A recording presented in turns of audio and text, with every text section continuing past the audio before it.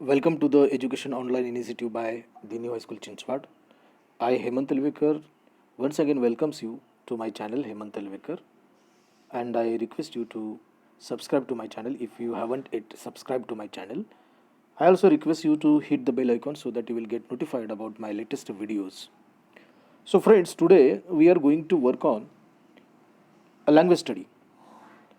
We are going to see the use of so that, how to use the word so that in our sentences. We will be working on this.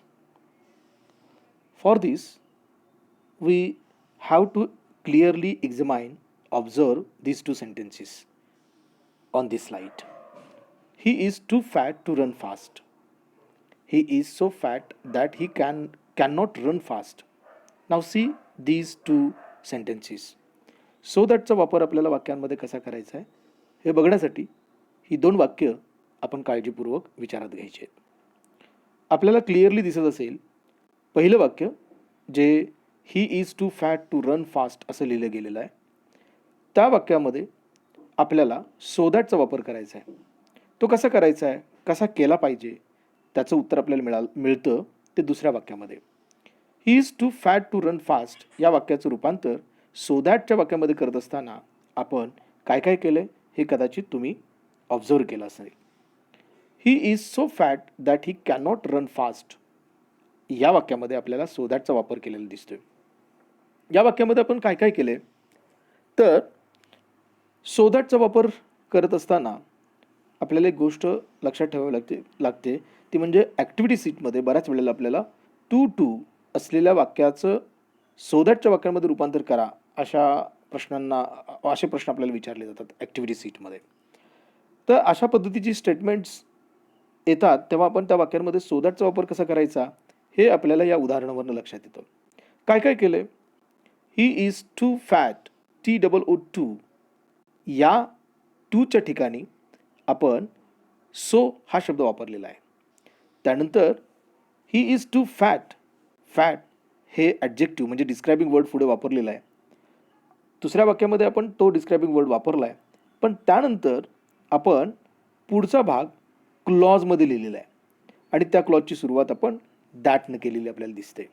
We have used that, the conjunction that या शब्दाचा वापर, कंजक्शनचा वापर आपण दुसऱ्या वाक्यामध्ये केलेला दिसतो.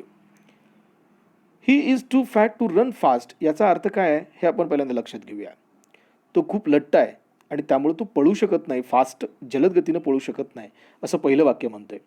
त्या वाक्याचा अर्थ न बदलता आपण सो दॅटचा वापर अशा पद्धतीने केला आहे की ते करत असताना TOOच्या ठिकाणी आपण सोचा वापर केला आहे आणि नंतर जे वाक्यामध्ये टू आलेला आहे त्या ठिकाणी आपण दॅटचा वापर करून पुन्हा वाक्याचा सब्जेक्ट विचारात घेऊन तो सब्जेक्ट लिहून त्या वाक्यामध्ये आपण कॅन नॉटचा वापर केलेला आहे.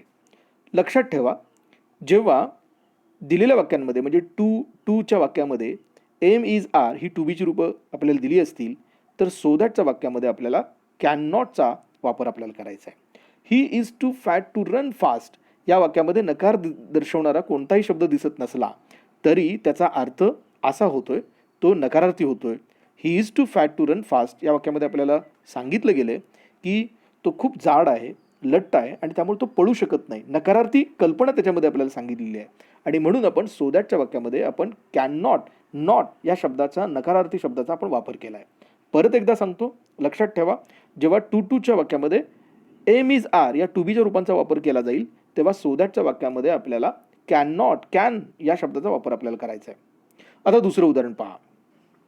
Okay, it was too heavy to lift हे जे वाक्य आहे हे वाक्य आपल्याला क्लिअरली आपल्याला दिसतंय आणि या वाक्यामध्ये आपल्याला पास्ट टेन्स दिसतोय.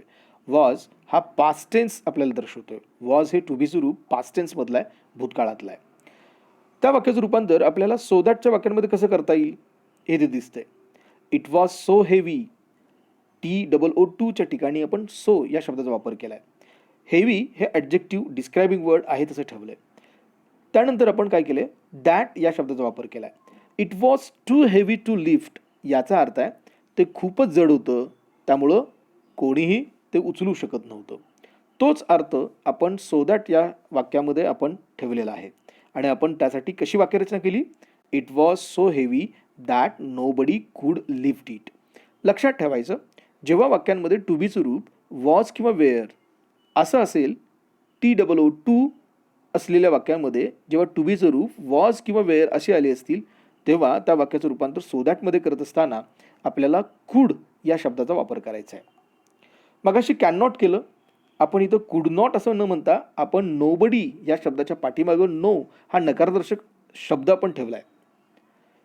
It was so heavy that nobody कुड लिफ्ट इट. या दोन्ही उदाहरणांचा काळजीपूर्वक विचार करा. पुढची एक स्लाइड आपण बघूया. सो दॅटचा अशाही पद्धतीचा यूज करता येतो. Another use of so that. Now we have to examine these two sentences also, and we have to get to know that how can we use so that differently in different sentence. Now see, observe this first sentence. He didn't attend school yesterday because he was ill. हे वाक्य बघा. He didn't attend school yesterday because he was ill. समजून घेऊया हे वाक्य, याचा अर्थ काय आहे. त्यानं तो शाळेला काल आला नाही कारण तो आजारी होता. बिकॉज हा शब्द याच्यामध्ये इंट्रोड्यूस केलेला आहे. तो काल शाळेला आला नाही कारण तो आजारी होता. बिकॉज या अर्थाचा आपण शब्द वापरू शकतो, तो म्हणजे सो दॅट. आता बघा, मगाशी आपण सो दॅट हे शब्द वाक्यांमध्ये आपण दोन वेगवेगळ्या ठिकाणी आपण ठेवले होते, परंतु या ठिकाणी आपण बिकॉज या अर्थाचा सो दॅट हा शब्द इथं वापरून एकाच ठिकाणी लागोपाठ ते शब्द आपण वापरलेले आहेत. He didn't attend school yesterday because he was ill. तो काल शाळेला आला नाही कारण तो आजारी होता. हे आपण कसं म्हटलंय? He was ill so that he didn't attend school yesterday. तो आजारी होता आणि म्हणून तो शाळेला आला नाही आहे. वाक्यरचना तीच, वाक्यरचनेचा अर्थ तोच, परंतु वाक्यरचना थोडीशी डिफरंटली आपल्याला इथं मांडता येते सो दॅटच्या वापरानं. सो दॅट या शब्दांचा वापर दोन वेगळ्या पद्धतीने आपल्याला करता येतो. एक तर सो आणि दॅट दोन वेगवेगळ्या ठिकाणी वाक्यामध्ये आपल्याला वापरता येतात, पण ते टू या वाक्याच्या ऐवजी आपल्याला सो दॅटचा वापर करता येतो. दुसरा सो दॅटचा वापर आपल्याला बिकॉज या शब्दाच्या ऐवजी करता येतो. अशा दोन्ही पद्धतीनं सो दॅटचा वापर कसा करायचा हे या स्लाइडमध्ये आपण बघितलेलं आहे. मला खात्री आहे निश्चितपणे आपल्याला सो दॅटचा वापर करायला आपल्याला कळालं असेल. यापुढच्या कोणत्याही एक्झाममध्ये, ॲक्टिव्हिटी सीटमध्ये अशा प्रकारची उदाहरणं आलीत तर नक्की सोडवा. आपल्याला पैकीचे पैकी मार्क मिळून जातील. धन्यवाद. थँक्यू. Good bye.